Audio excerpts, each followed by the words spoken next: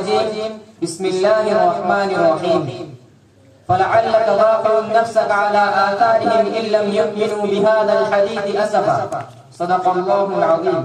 وقال عليه الصلاة والسلام أخفت في الله وما يخاف أحد ولقد أوذيت في سبيل الله وما يؤذى أحد أو كما قال عليه الصلاة والسلام.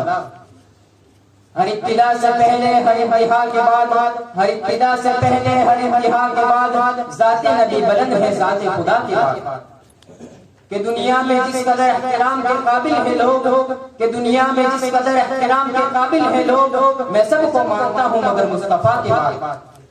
حضرت صدر محترم حضرات حکم زینت اسٹیج بنے ہوئے علماء کرام اور میرے عزیز ساتھیوں، آج میں آپ لوگوں کے سامنے اس جلیل القدر عظیم المرتبہ اور رفیع الشان ہستی کے تذکرے کی سعادت حاصل کر رہا ہوں، جو اگر ایک طرف تاریخ انسانی کا سب سے بڑا ہمدرد، سب سے بڑا غمخوار اور سب سے عظیم محسن ہے، تو دوسری طرف تاریخ ظلم و جور کا سب سے زیادہ ستم زدہ، سب سے زیادہ مظلوم و مغلوب بھی ہے.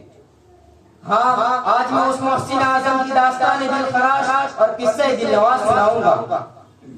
معزز سامعین کرام، آپ کو اچھی طرح معلوم ہے کہ 6 صدی عیسوی میں عالم انسانی سجد رہا تھا.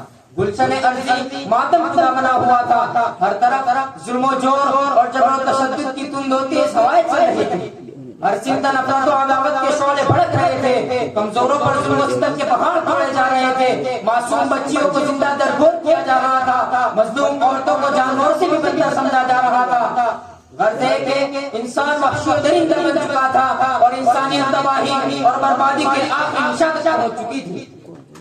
کہ اچانک رحمت خداوندی جوش میں آئی اور عرب کے تپتے ہوئے صحرا میں اس نبی امی کا ظہور ہوا جو سارے جہاں کا درد اپنے دل میں سمیٹے ہوئے تھا، جو انسانیت کا غمخوار، مظلوموں کا مددگار تھا، یتیموں کا والی، غلاموں کا مولا تھا. چنانچہ اس ذات مقدس نے ان تمام ظلم و ستم کے خلاف عالم بغاوت طلب کیا. انسانوں کو صحیح راہ دکھانے کی کوشش کی. انہیں ضلالت کے اندھیروں سے نکال کر ہدایت کی روشنی میں لا کیا. زنجیر غلامی میں جکڑے ہوئے انسانوں کو آزادی کی فضا بخشی. معصوم کلیوں کو مسکرانے کا حق عطا کیا. مظلوم عورتوں کو باعزت مقام دیا. بگڑے ہوئے معاشرے کی اصلاح کی اور تڑپتی ہوئی انسانیت کی مسیحائی کی. معزز سامعین کرام، ایسی مقدس ہستی، ایسی بابرکت ہستی، ایسی پاکیزہ ہستی تو اس قابل تھی کہ اسے سینے سے لگایا جاتا، اسے پلکوں پہ بٹھایا جاتا، اس کے پاکیزہ جذبات کا احترام کیا جاتا، اس کے مقدس پیغام کو سمجھا جاتا. مگر یہ خود غرض دنیا، انسانیت کی دشمن دنیا، ظلمت کی پرستار دنیا، وحشت و بربریت کی ماری ہوئی دنیا، انسانیت و شرافت کی قاتل دنیا، یہ کیوں کر برداشت کر سکتی تھی؟ چنانچہ چرپینی پام اس بات پر شاہد و عادل ہے کہ وہ عالم کا مسیحا، انسانیت کا غمخوار، مظلوموں کا مددگار، بے سہاروں کا آسرا، یتیموں کا والی، غلاموں کا مولا، جب اس جہان رنگوں میں جلواگر ہوا، اسی دم ظلم و جور اور جبر و تشدد کی آندیاں چلنے لگی. نفرت و تعصب کے شعلے بھڑکنے لگے. وحشت و بربریت کے پہاڑ توڑے جانے لگے. صلابت و سنجیدگی کی انتہا ہو گئی. ستم پوشی اور احسان فراموشی کا ناریکار قائم ہوا. یعنی لوگ اپنے محسن و مسیحا کی لازاری اور اظہار رسانی میں مشغول ہو گئے. ان پر طرح طرح کے الزامات و اتہامات کی یورش کرنے لگے اور ان کے پاکیزہ اوصاف و جذبات کو اپنی تخلیقی ذہنیت کا شکار بنانا چاہتا. ایک طرف تنہا علیہ السلام کی ذات اقدس تھی تو دوسری طرف سارے شیطانی چیلے اور طاغوتی لشکر تھے. یہ بدباطن کوئی بھی موقع اپنے ہاتھ سے جانے نہ دیتے تھے. ہم دم بس ان کی یہی خواہش اور کوشش رہتی تھی کہ آپ علیہ السلام کو کس طرح نقصان پہنچایا جائے اور کس طرح پریشان کیا جائے. حضرات، اگر آج مجھ سے سوال کیا جائے کہ بتاؤ تاریخ انسانی کا سب سے بڑا ہمدرد اور سب سے بڑا غمخوار کون تھا؟ کس کے سینے میں سارے جہاں کا درد بھرا ہوا تھا؟ کس نے انسانیت کو حیات نو بخشی تھی؟ تو میں کہوں گا کہ وہ نبی اکرم شفیع اعظم رحمت عالم صلی اللہ علیہ وسلم.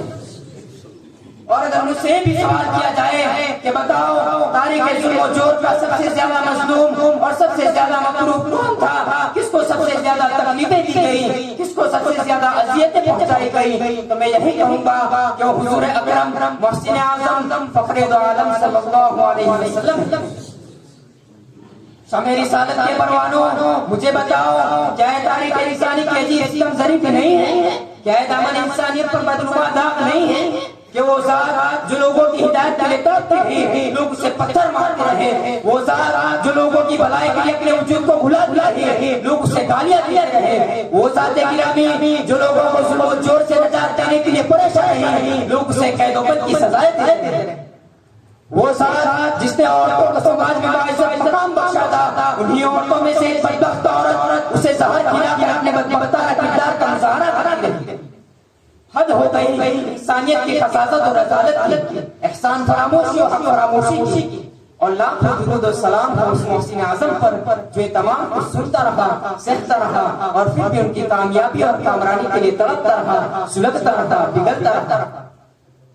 اور بڑے افسوس کا مقام ہے کہ آج بھی روشن خیالی کا دعویٰ کرنے والی دنیا، خود کو مہذب کہنے والی دنیا، اپنے آپ کو ترقی یافتہ سمجھنے والی دنیا، نام نہاد وسیع المشربی کا جام پینے والی دنیا، مساوات کے نام پر نفرت کا زہر پھیلانے والی دنیا، تہذیب نبوی کے نام پر بے حیائی و بے غیرتی کو فروغ دینے والی دنیا، روشن خیالی کے نام پر ظلمت پھیلانے والی دنیا، آزادی نسواں اور جنسی آزادی کے نام پر ہولی کیس پیدا کرنے والی دنیا، یعنی دور وحشت و بربریت کو مات دینے والی دنیا، اس محسن اعظم و مشرق پر طرح طرح کے الزامات و اتہامات کی یورش کر رہی ہے، اور آپ علیہ الصلوۃ والسلام کی بابرکت و مقدس ذات کو مدفون و مقذوف کرنے والوں کی سرپرستی اور حمایت کر رہی ہے۔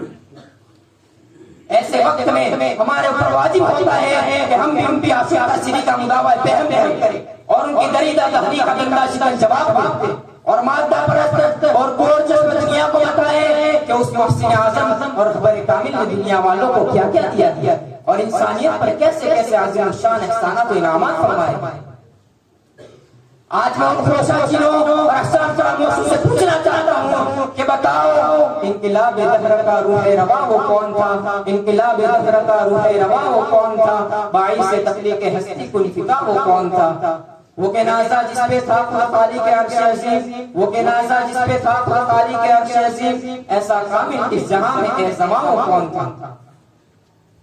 اور مجھے بتاؤ کہ اس فضا نصیب اور حرمان زدہ دنیا کو حیات تازہ کس نے بخشی؟ تڑپتی ہوئی انسانیت کی غمخواری کس نے کی؟ نفرت کی آندھیوں میں شمع الفت کس نے جلائی؟ مساوات کا علم کس نے بلند کیا؟ اخوت کی جہادی کی بنا کس نے ڈالی؟ معصوم کلیوں کو مسکرانے کا حق کس نے عطا کیا؟ مظلوم عورتوں کو باعزت مقام کس نے دیا؟ گالیاں سن کر دعائیں کس نے دی؟ بتاؤ اے ظالموں، بتاؤ مذہبی اداروں میں شخصیت پرستی کے بجائے خدا پرستی کس نے قائم کی؟ اعتقادیات یا توہمات کے بجائے حقیقیات کس نے ڈالی؟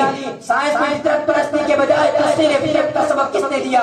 سماج کی تنظیم کے لیے ظلم کے بجائے قدرت کی بنیاد کس نے ڈالی؟ بتاؤ خاموش کیوں ہو؟ ہاں میں جانتا ہوں تمہارے پاس اس کا کوئی جواب نہیں ہے، تو سنو، تاریخ شاہد دیتی ہے کہ تمام چیزیں انسانیت کو پیغمبر اسلام سے ملی۔ آپ علیہ الصلوۃ والسلام کے سوا کوئی نہیں جس کی طرف حقیقی طور پر ان کارناموں کو منسوب کیا جا سکتا۔ دوسرے تمام انسان تو آپ کے انقلابی ادارے کو استعمال کرنے والے ہیں، نہ کہ خود اس کو وجود میں لانے والے ہیں۔ اور اے لوگوں، مجھے یقین کامل اور اعتقاد محکم ہے کہ جب تعصب کی آندھیوں کا زور ٹوٹے گا، بغض و عداوت کے شعلے ٹھنڈے ہوں گے، جب انسانیت کو اپنے محسن کی تلاش ہوگی، جب انسان حقیقت کا متلاشی ہوگا، تو اسے اسلام کی صداقت اور حقانیت تسلیم کرنی ہوگی۔ آپ علیہ الصلوۃ والسلام کی خدمت اقدس میں بلہائے عقیدت پیش کرنے ہوں گے، آپ علیہ الصلوۃ والسلام کی ذات بابرکت پر درود و سلام کی ڈالیاں نشان کرنی ہوگی، اور کم از کم اتنا تو کہنا ہی ہوگا، وہ لاکھوں سلام اس آقا پر دل لاکھوں جس نے جوڑ دیے، وہ لاکھوں سلام اس آقا پر دل لاکھوں جس نے جوڑ دیے، دنیا کو دیا پیغام سکون، انسانوں کے رخ موڑ دیے۔ اس محسن اعظم نے محمد کیا کیا نہ دیا ہے عالم کو، اس محسن اعظم نے محمد کیا کیا نہ دیا ہے عالم کو، دستور دیا، منشور دیا، کئی راہیں دی، کئی موڑ دیے۔ وآخر دعوانا الحمدللہ رب العالمین۔